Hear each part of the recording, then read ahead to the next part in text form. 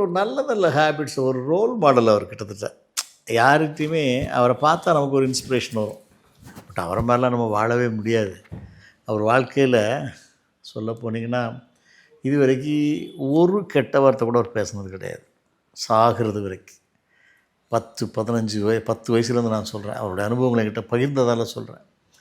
ஒரு வாட்டி அவர் 5th standard படிச்சுட்டு இருக்காரு. வயசு ஒரு 15 வயசு 14 வயசு தானே இருக்கும்.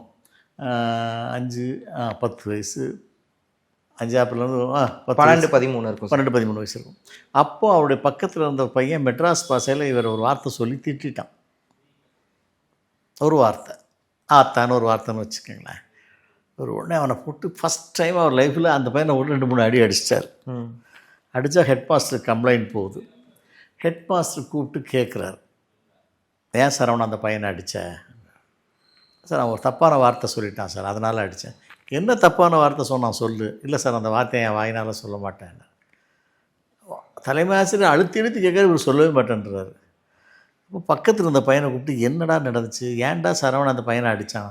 சார் அவன் ஒரு வார்த்தை கேட்டான் சார், அதனால் அடிச்சிட்டான். என்னடா வார்த்தை சொன்னான்? அந்த பையன் அவருடைய காதில் சொல்கிறான் அந்த வார்த்தையை. இப்போ தலைமை ஆசிரியர் அசந்து போயிடுறாரு.